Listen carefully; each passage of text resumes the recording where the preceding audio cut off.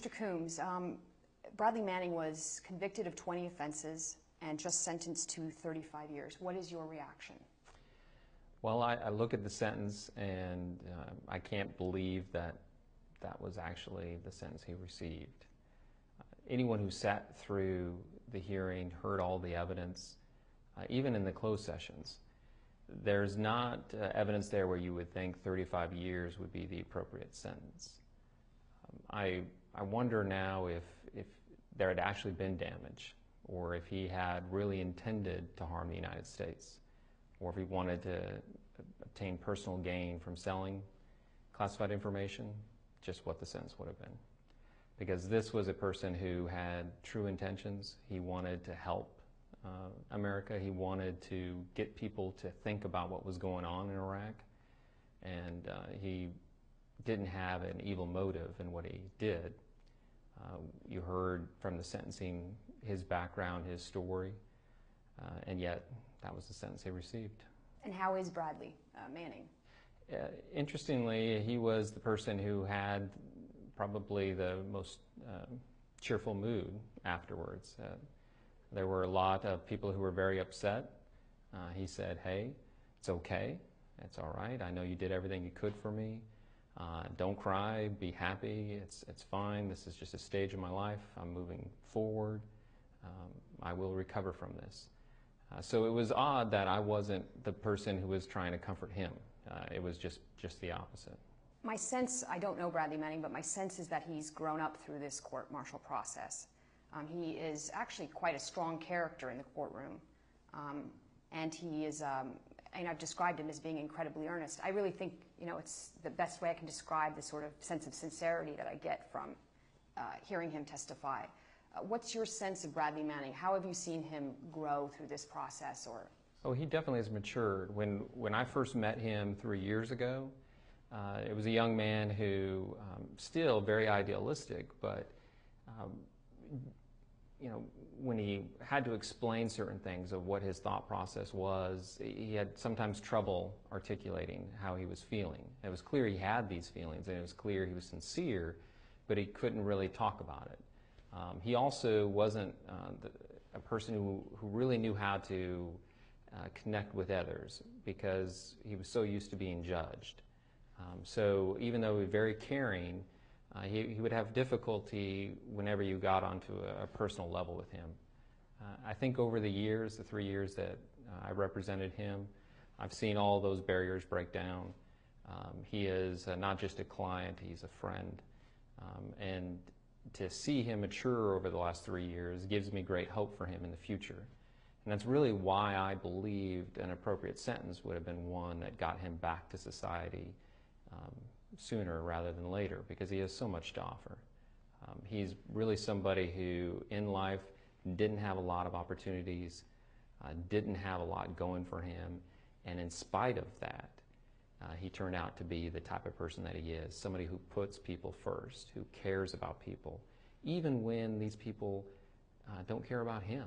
And that's the amazing thing when you see what he does. His conduct really does back up his beliefs. Let's talk about what 35 years means at the sentence, because a lot of people are talking about mitigating factors, like, for example, the Clemency and Parole Board. In realistic terms, what does a 35-year sentence look like to you? Well, he'll have several opportunities to lessen that time. Because it's more than 30 years, he'll be eligible for parole after 10. And so that'll be the first time they'll look at him for parole, and then every year thereafter he'll get a look.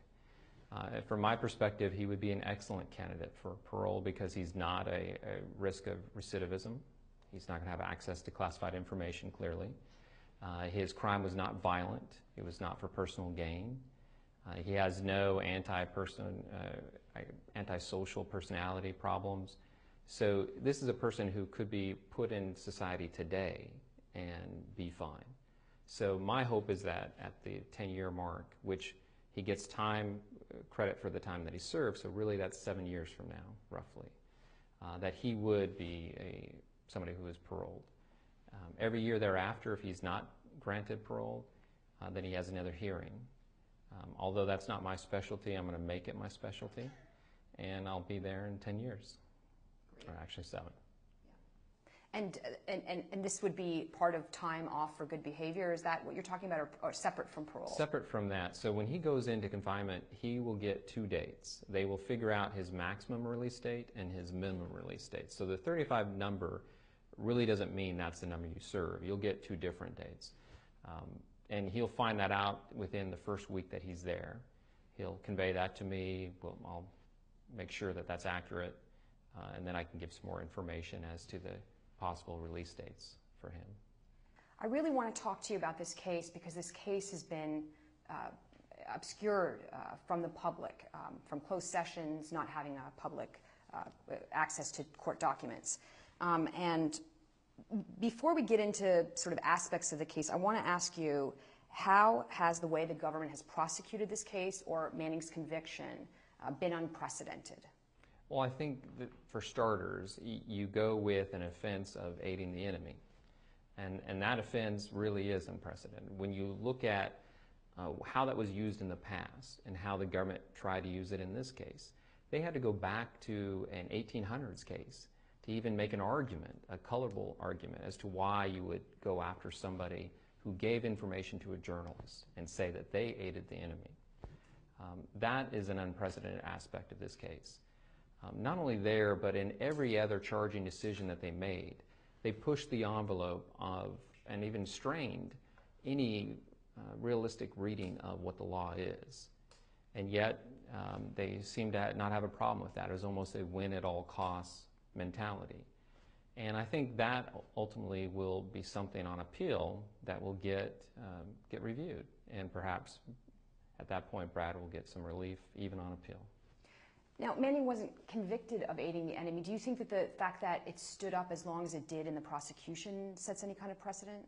I do. I mean, I think if I were a journalist, or for that matter, somebody who is a concerned citizen who has access to information, is considering being a whistleblower, I think this sends a chilling message. And that message is one in which, even when your theory is you had no intent to get this information to the enemy, it was not your belief, there's no evidence to show that you would have actual knowledge, and that was the key aspect there, that the enemy would receive this information.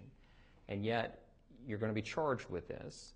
It's going to survive motions to dismiss, even after the government's presentation of the evidence, which then it became clear they had no evidence. It survived a 917 motion, which is a motion to dismiss based upon a failure of proof. That, to me, was amazing. I could not believe that the offense survived that long, and it does send a chilling effect and chilling message to anyone who may think about releasing information for the betterment of America, or any journalist who might think about receiving that information. Because it's not a far step to go from the person who gave it to the person that received it, the journalist. And I think recently with Glenn Greenwald's significant other being stopped, I think if Glenn was with him, he would have been stopped as well. I think that is an indicator that just because you're a journalist, the government is not going to turn a blind eye to the fact that you're part of that process.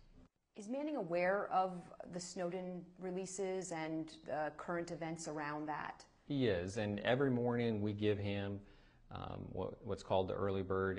In the military, it is a collection of all news stories of any significance of the day, broken down by region of the world and stories of interest for the United States. That's the intel analyst in him. He has an insatiable appetite for information. So we kept him appraised of everything. So he was fully aware of what was going on with Snowden, what was going on in the world. Has he ever, are you aware of his thoughts or feelings around that issue? We haven't really talked about like his personal feelings on that. I think just from my perspective, I can say that having that occur during the trial had its pros and cons. Pros being at least the press became now aware of the case again and started paying attention to the case. And obviously the cons were that WikiLeaks was somewhat involved with Snowden, at least getting him to safe passage, and concern of how that might influence perception of Bradley Manning. Do you think that that the Snowden leaks were on the judge's mind? I don't know. I would find it hard to believe that she's shielded herself from all news and information during a 3-month trial. So obviously she never would mention that to me, but I find it hard to believe that she wasn't aware of Snowden. Snowden came up in a closed session. I know that because in the next day, in the open record, there was a discussion of one diplomat talking about causal effects. And then the judge actually talked about Snowden very, very briefly. So that's correct. And in that aspect, it was some information to suggest that countries who might have forgotten about the leaks of the diplomatic cables now, because of Snowden, would remember that. So you're correct. She was at least aware that there was something else that happened in the world regarding Snowden. I want to talk to you about the espionage charges, because a lot of the press focused on aiding the enemy because it was such a grave charge. But here we have Manning convicted on 6 espionage offenses, or Espionage Act offenses. Manning was convicted on probable harm at trial. And it wasn't really until the sentencing phase that we got to really discuss if there was any damage at all. So I wanted to ask you, just sort of point blankly, did these disclosures damage national security? Not from my perspective, no. And that's the other difficult aspect to this case. We would expect to see some damage that they could articulate, given the amount of information. Understanding the type of information, and that information usually would not have something in there that would be harmful, given that most of it's dated. It's looking backwards instead of forwards. The one exception might be the diplomatic cables. So I fully anticipated seeing something that even I, from my perspective, would have to say, yes, that is damage, and that's going to affect his sentence. But we didn't see that, and didn't see that in the open session, did not see that in the closed session. And so because of that, that's another reason why I have difficulty accepting the outcome in this case. Do you think that that issue of the lack of damage will come up on appeals? I don't know if it will. We certainly have created a good appellate record, though. I think there are plenty other issues that are going to get second-guessed and looked at. So I don't think the lack of damage will be an issue, no. But from a outside of the appeal standpoint, from just the American public looking at it, I hope there comes a day where even those people who believe today that there was damage from this see that that's not the case. And if they see that and they believe that, because time has gone by and we can all see now this has not caused damage, that they start to question the initial cries from our government of the sky is falling, and that Bradley Manning and others have blood on their hands. How would you characterize the evidence that the government presented at sentencing, the aggravation evidence? How would you describe it? Speculative. I'd say it's pure speculation. They got individuals to come up who were so-called subject matter experts in their field to essentially espouse their personal opinion as to some potential harm in the future. When asked to give concrete, specific examples, something where we could say, okay, this person was hurt, or this person was harmed, or God forbid, this person was killed, none of that came out from any of these witnesses. And because of that, that really kind of changed our position on what we wanted to try to do in our sentencing case. Initially, we were thinking on offering the damage assessments from the respective agencies. And our thought process behind that was when you read the damage assessments, you get a sense of some potential harm at a particular time, but the long-term harm, when they're looking at this from the damage assessment standpoint, is even in there speculative, and they start to say there's a potential for this, but it's remote or it's unlikely. And so we initially thought those damage assessments would be vital in order to impeach the witnesses that the government would call. At the end of the day, we saw that the witnesses that they called gave even worse testimony than what was in the damage assessments from the standpoint of harming.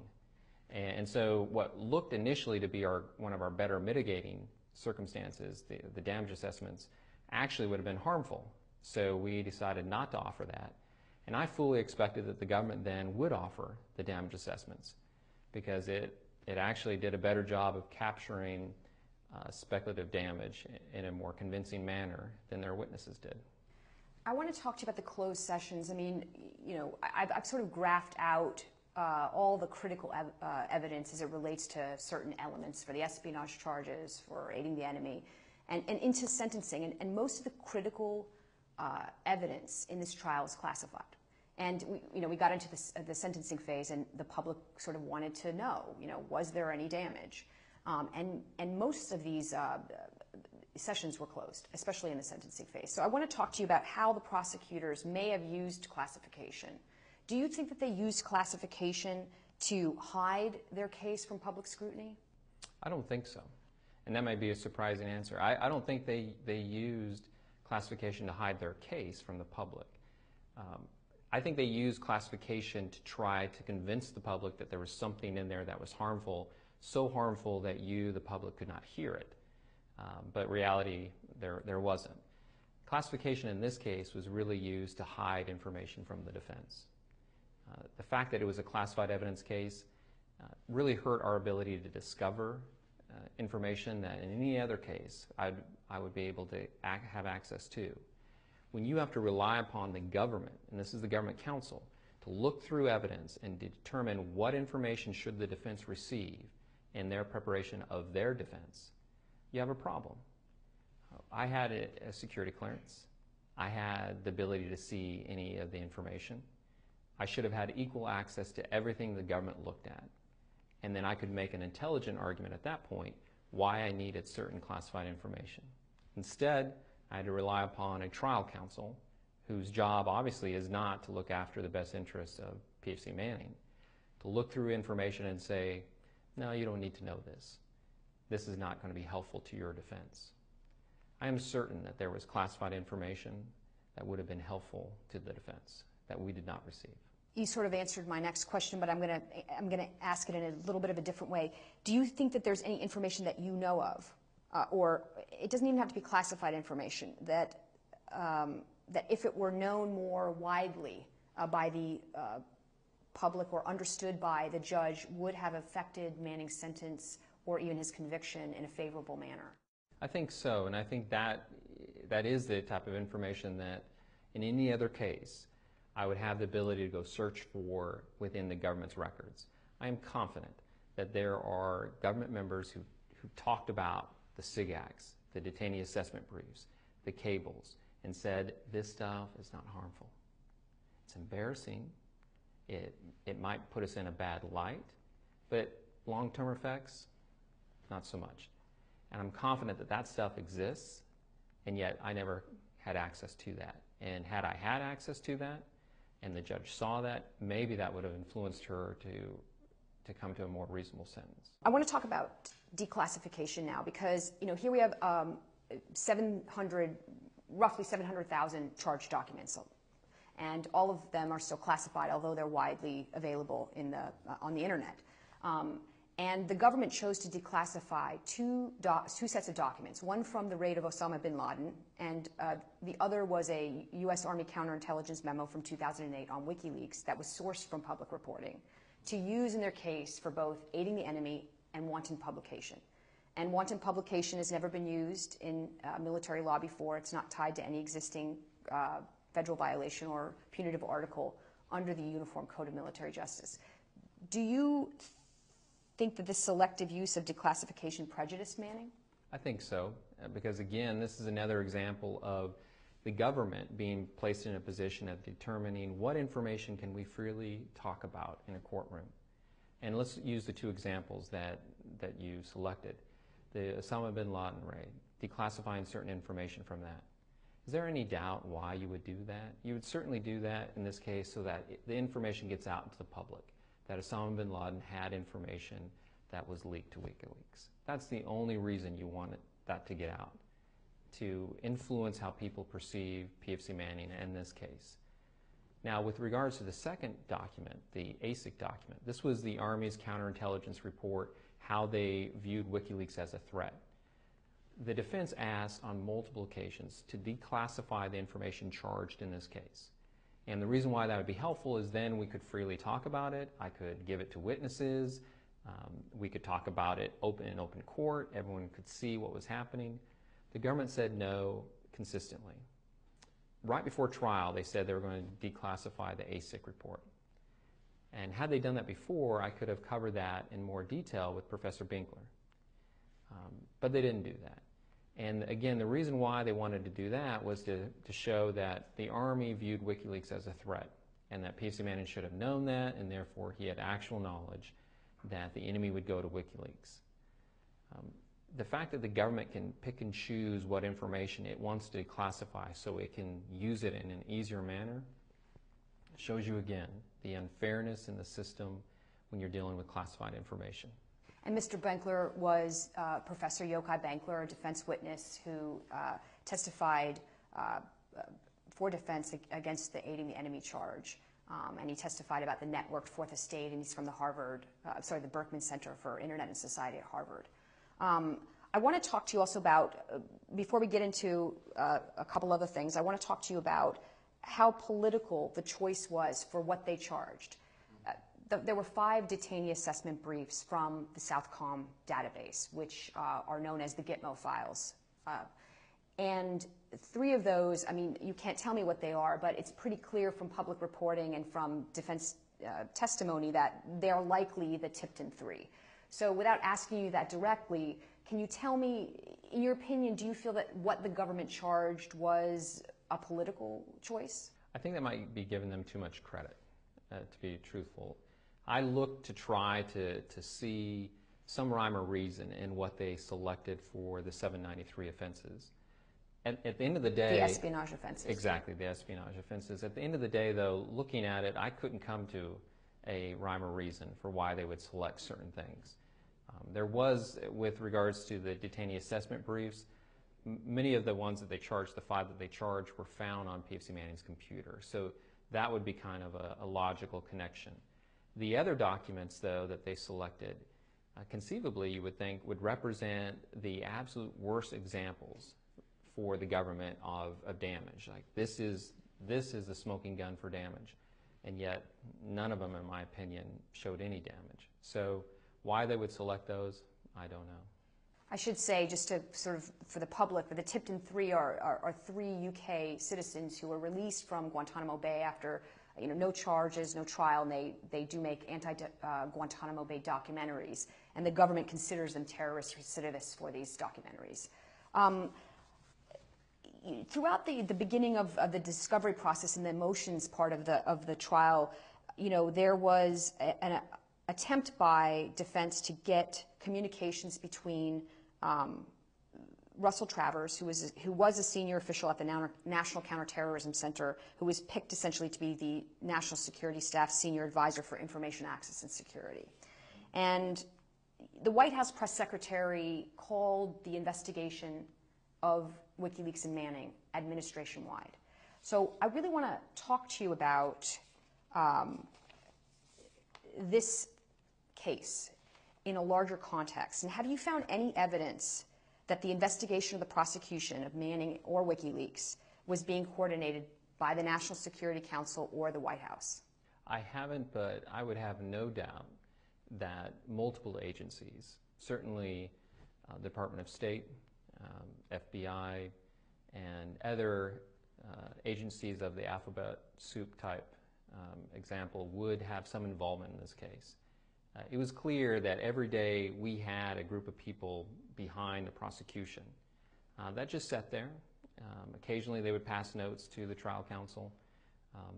Obviously I don't know what was on those notes.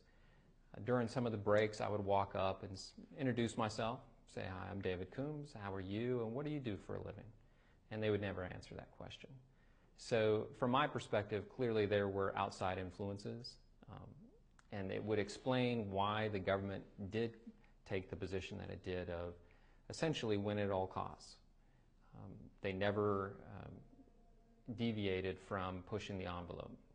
where I would think a trial counsel who's really kind of concerned about not only getting a just outcome, but having that outcome stand up on appeal, takes certain steps to eliminate appellate issues. In this case, the government was never concerned about any of those.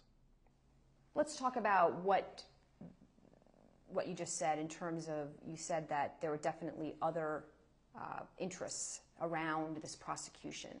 Can you tell me what you think those are, or what purpose the trial counsel's case or objective was in this military prosecution beyond punishing Bradley Manning or deterring other people from following in his footsteps? Sure. I think you don't really have to look any further than the 2008 ASIC, the Army Counterintelligence Report, to get the answer to that. It was important that once the government found a whistleblower, somebody who was leaking information to a journalist, to make an example of them. It was important that that example be a very loud message to show that you couldn't have the belief of safe disclosures, even to an organization like WikiLeaks. And that goal was to destroy that mentality of, I can give stuff in an anonymous fashion that I think is beneficial for the world to know without risk to myself. Manning's case is the case that tries to destroy that belief in order to essentially deter any other person from ever following in his footsteps. In late July 2010, the FBI joined the case officially with the Departments of Defense and the Department of Justice. During the pretrial, a special agent from the Army Computer Crimes Investigative Unit said that Neil McBride had been helping the Department of Defense from the beginning in Iraq. And McBride, of course, is in charge of the grand jury that's impaneled investigating civilians in this case, including the founders, owners, and managers of WikiLeaks. That's what the special agent said at the pretrial. A few weeks after the FBI joins the case, Colonel Stephen Henley, who is appointed the president of a Guantanamo Military Commission, designates a lifelong Department of Justice prosecutor to be Bradley Manning's investigating officer at his Article 32. On the first day of that, Article 32, which is like a military form of a grand jury, you asked him to recuse himself, and he didn't. Amanza eventually refers all 22 charges, including aiding the enemy, to a general court-martial for Bradley Manning. Do you still believe that the way in which the government has prosecuted this case, in addition to deterring whistleblowers and destroying any kind of sense of trust between a media organization and a whistleblower, do you think that the way in which the military prosecuted this was to actually plea your client out? I don't know if it was necessarily to plead my client out. You would expect, if that were the goal, that you would have a reasonable government on the opposite side offering a reasonable outcome to the case. When I first came on to this case back in 2010, I knew many of the key players from the government side. And at that point, rather foolishly, I had the optimistic belief that I could obtain a very favorable outcome for Bradley. Reality, though, set in pretty quickly after that. They were not interested in pleading the case, certainly not when they made the offers to us of what they would support. Those offers were so far out in the stratosphere that even today's outcome looks outstanding compared to what they were offering us. So from my perspective, I don't believe they ever wanted to plead this case. I believe they wanted to make an example of PFC Manning. How important was it to defend Bradley Manning against the Guarani airstrike video, which was a video of a May 2009 airstrike or cluster bombing in the Farah province of Afghanistan? Manning was found not guilty of this charge. The government came forward with trying to assert a November transmission date. It was pivotal to our defense that the judge did not believe that PFC Manning was working for WikiLeaks, because he wasn't. It was pivotal for our defense that the judge did not believe that he started to do his leaks in November of 2009, because he didn't.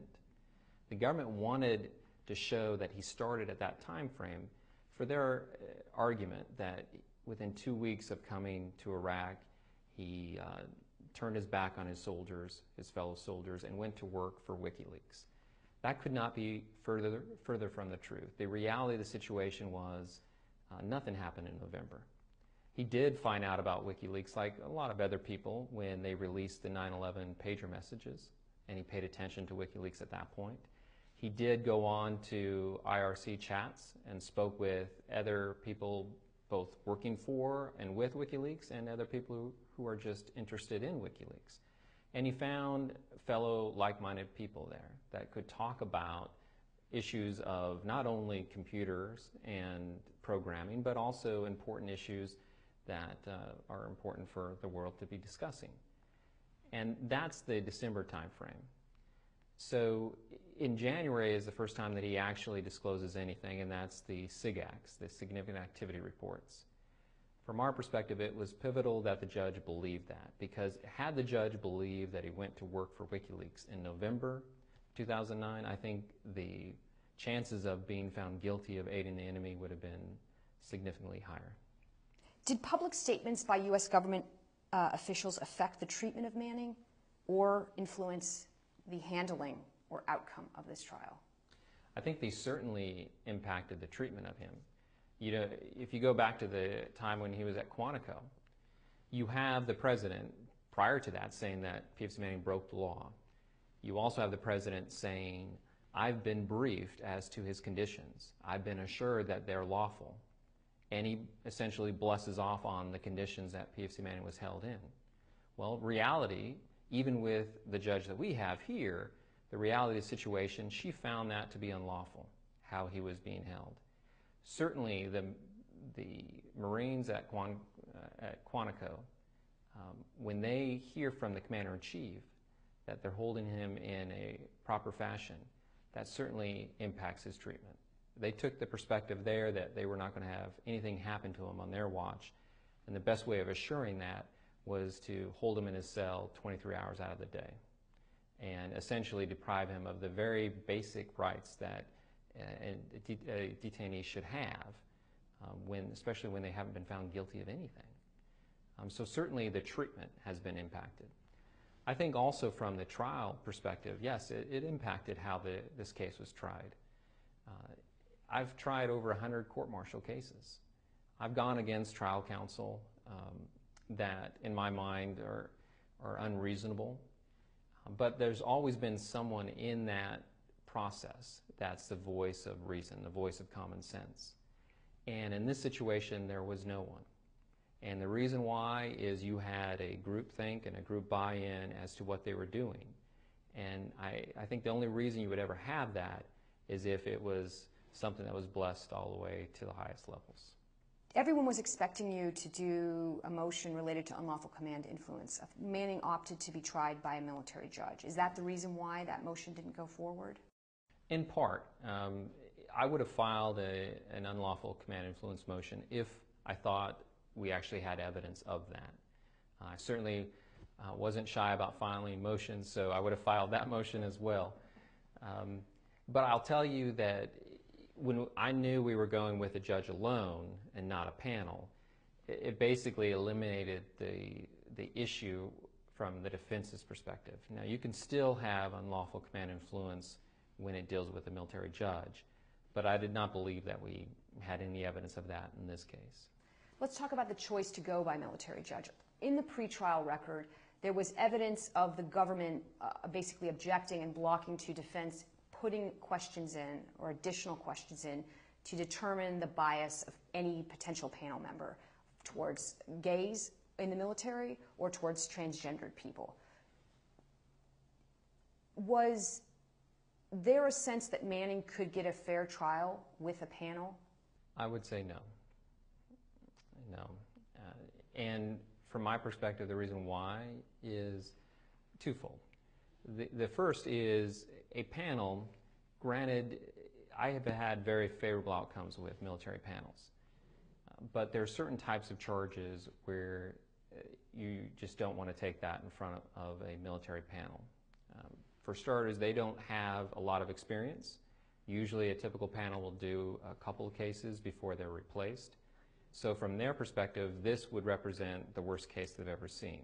And so I was fearful that you would have a very harsh sentence if we went in front of a panel. I also thought, once we got the case here at Fort Meade, which was no mistake, Fort Meade is the home of intelligence and intelligence products for the military. You have the NSA here at Fort Meade. So any potential panel member would likely have a security clearance for sure, and probably be handling classified information on a daily basis. So from my perspective, one could argue that any unlawful disclosure of classified information would make these panel members essentially victims of that crime. And so you would be asking somebody who, from their perspective, might be a victim to judge the outcome in this case. So we never really seriously entertained the option of a panel. We always knew we'd probably go with a judge. But that voir dire process really was used not to see what potential panel member we might get, but to influence the thinking of the military judge. Many of the motions that we filed, many of the things that we did, was to try to get information in front of the judge that would hopefully educate her in some way about a nuance of the case that she otherwise would not see. So for the voir dire example, she had to read the questions that we put there. I knew most of those questions weren't going to survive, but she had to read them, and we have to argue them. And so when we do that, hopefully we're educating the judge as well. Let's talk about your feelings or your reaction to her ruling on Manning's treatment at Quantico, only giving him 112-day sentencing credit. What's your sense of that? Too little. 112 days doesn't do anything. When you think about that, if you are a commander of a confinement facility and you hold somebody for 9 months in the conditions that they held PFC Manning in, and at the end of the day you hear that he gets 112 days, what does that do for you? Does that cause you to lose any sleep? No, it doesn't.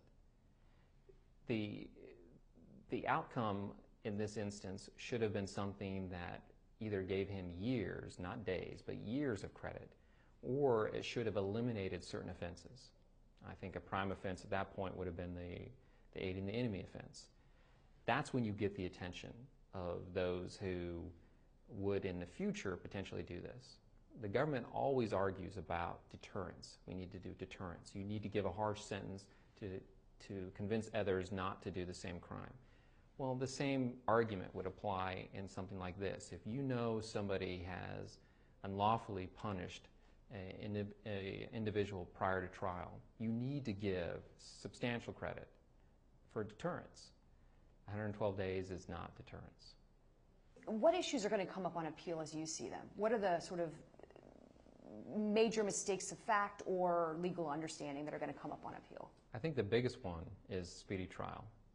The fact that we demanded speedy trial relatively early on in the case, and yet still had to wait well over a year to get PFC Manning to his day in court, I think will be one of the bigger issues.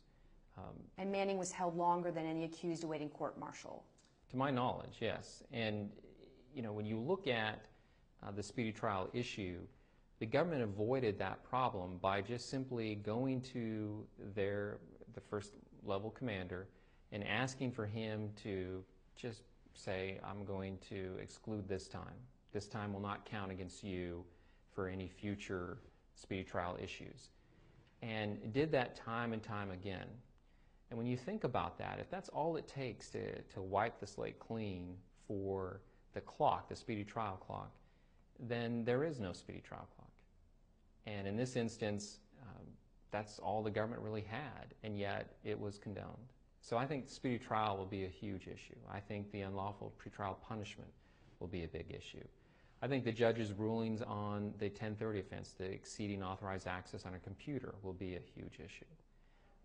Her last minute allowing the government to change the larceny offenses, the 641 offenses. To change the charge sheet.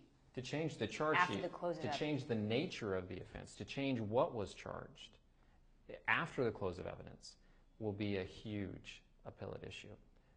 So there are several issues that I think will give the potential for relief on appeal. What's your sense, I mean, in the middle of this trial or towards the end of it, Colonel Denise Lynn, the presiding military judge, was promoted to the Army Court of Criminal Appeals, which will be the court of appeals that this case will go to. What's your sense of that? Well, it is a promotion from the standpoint of going from a trial level to the appellate level, although it's not atypical. So I'll say that in the past, judges have gone from the trial level to the appellate level, and then they go even back down to the trial level. So she wasn't promoted from the standpoint of rank. I don't think it had really any bearing on the case. She certainly won't be the appellate judge listening to the case. So I'm hopeful that the other judges that are on the Army Court of Criminal Appeals will look at the issues and see what we litigated and hopefully come to a different conclusion. Was Manning scapegoated for any kind of leadership or policy failures within either his 2nd Brigade combat team or within the Department of Defense or even the U.S. government? I don't know about scapegoated, but he was and in my opinion, when I argued also in sentencing, he was a victim of a very poor chain of command. One of the things that you would expect from a chain of command, especially from the non-commissioned officer side, is that they take care of soldiers. That is the very first thing that any NCO learns, and that's the first thing that they think of every given day that they get up, put the uniform on. How do I take care of my soldiers? In this case, PFC Manning was not taken care of by his unit. Had they taken care of him, they would have realized that he was struggling with something, struggling with issues, and they would have addressed those issues. I'm not to say, and that's not to say that this wouldn't have happened still, but it's certainly, if he had a caring command, if he had an NCO leadership that looked out for him, they would have recognized at least in December of 2009 that there were some issues with what his behavior and what he was struggling with. Which was? At that point, it was his gender identity, I believe. And you have him reaching out for help, actually crying out for help, and those cries go unnoticed. I don't think his gender identity had any bearing on his actions. I think his actual actions were the product of firmly held moral beliefs of what is the right thing to do. But if you see somebody struggling, you need to take some action, and the chain of command should have taken action. Why do you think they didn't? I think he had a poor chain of command. And it also does bring up other issues of an army that's stretched to its limits, fighting 2 wars at the time. You're in a position where you're taking everybody, not everybody that should deploy. You're just taking everybody. And that's problematic because we owe it to basically every other soldier that everyone who deploys should deploy.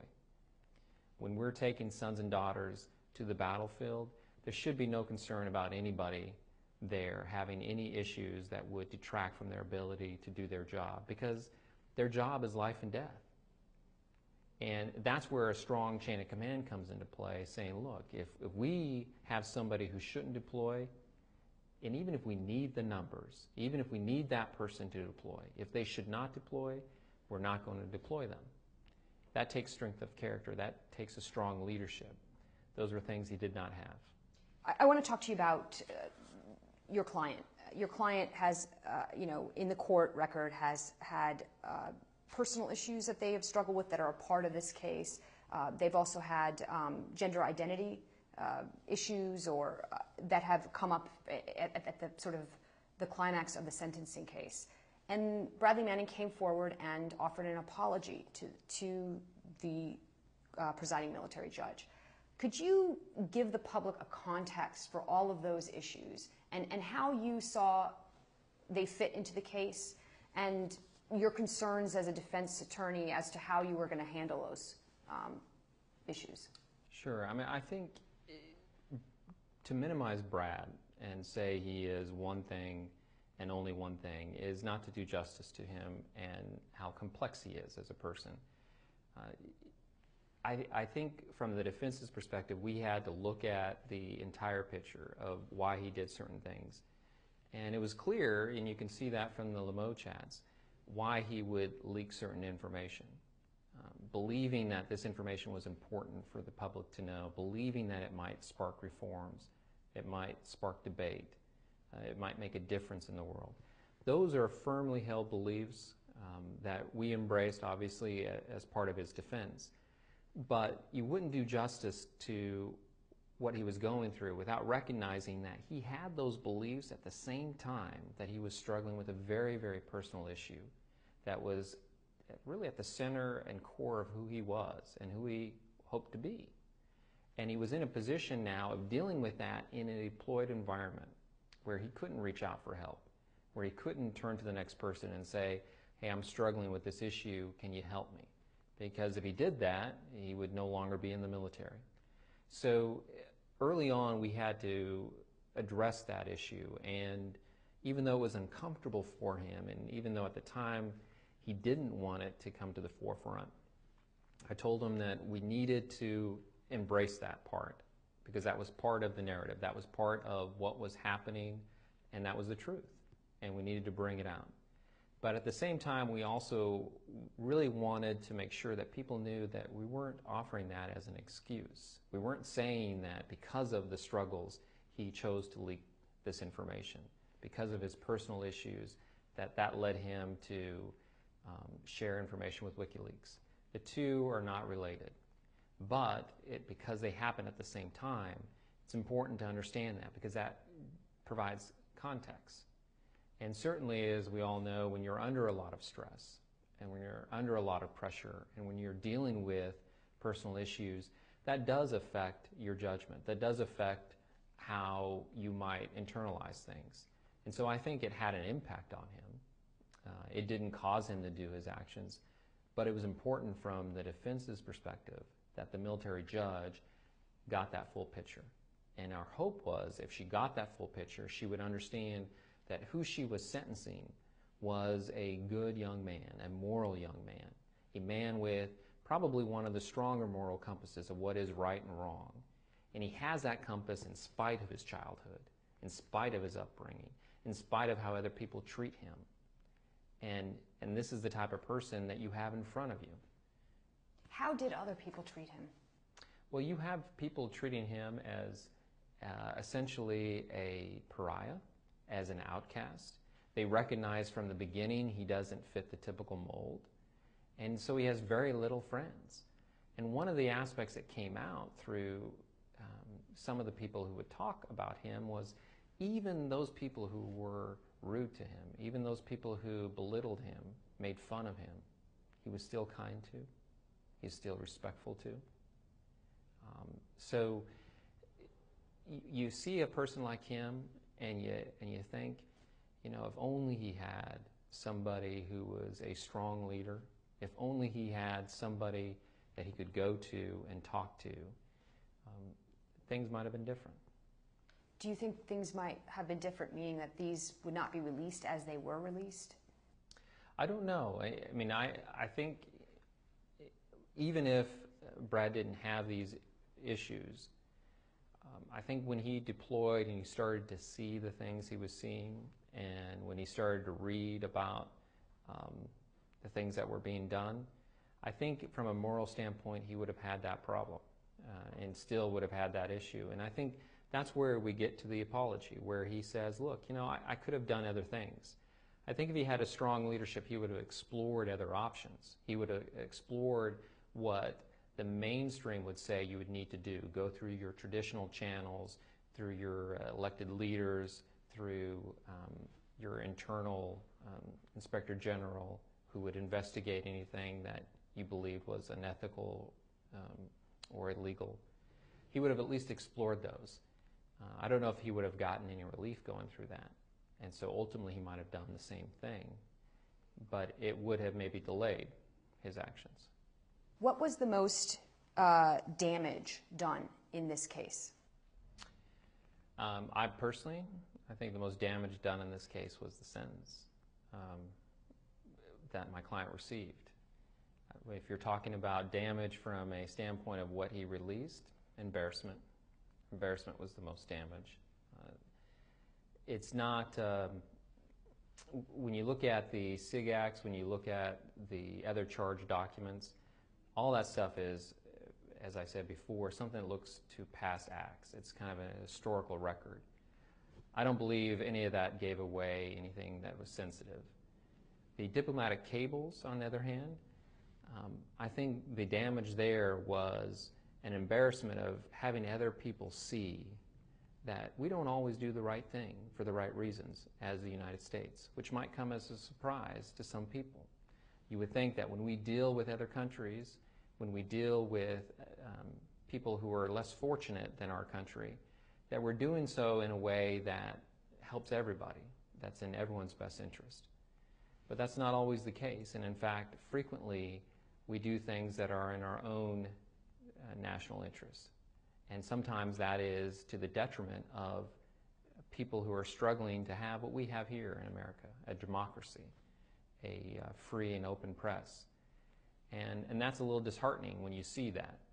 And I think that's probably the biggest damage, because if people actually look to these documents, they will see that we don't always do what we should do, and we are not always the country that we should strive to be.